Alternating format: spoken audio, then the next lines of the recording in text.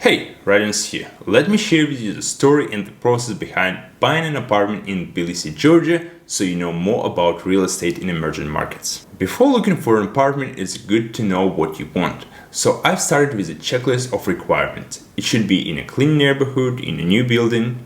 It should be enough space for a good kitchen, for home office, and some place for exercise or yoga. It should be close to some kind of nature, have a nice view from the balcony, have a gym nearby, and should be in the area with price appreciation. It doesn't mean it should match everything exactly, and I ended up with an apartment that's in okay neighborhood but not on the cleanest street. After that I went over Tbilisi neighborhood and picked just a few areas near the center with some kind of nature in form of parks or hills. Then I went to the most popular real estate marketplace in Georgia and set up filters like price, square meters, and neighborhood. I've been checking the website from time to time, but after seeing two solid apartments being sold just in a few hours, I realized it's important to jump on a good opportunity as soon as it arrives. At the same time, I didn't want to check the marketplace every hour, so I wrote a simple Telegram bot monitoring the website and sending me new apartments. Usually I would get notification with overpriced apartment that nobody buys.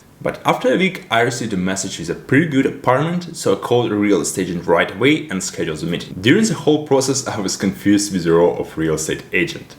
They take a cut from the deal and walk away with thousands of dollars. At the same time, the owner still has to show the apartment and go to public hall to sell it. The agent would post an ad with bad vertical pictures and overcomplicate scheduling process. Maybe there are more steps behind the scenes, but right now it looks shady to me, and maybe it's an opportunity for business that will remove the middleman. The apartment needed quite some work to start living there, but I liked it and took the deal right on the spot. The next day we met in the bank. The idea was that I will pay the mortgage, transfer the rest of the money, and then we go to public hall to transfer the ownership. It meant I should trust the owners, they won't run away with my money. Buying an apartment in Georgia is not a trustless operation.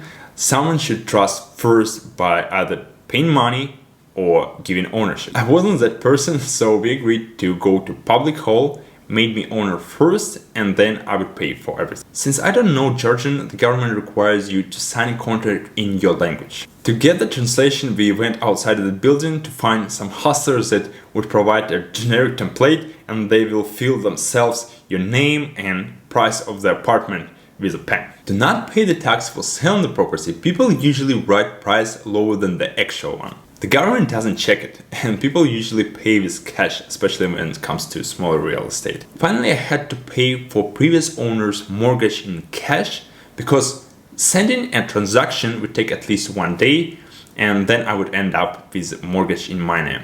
The rest of the money I sent via wire transfer. The operation took 6 hours between public hall and bonds. It was quite stressful, especially when you don't know the language. Now I will embark on the renovation of the apartment. Let's see how it will go. That's all. Stay productive.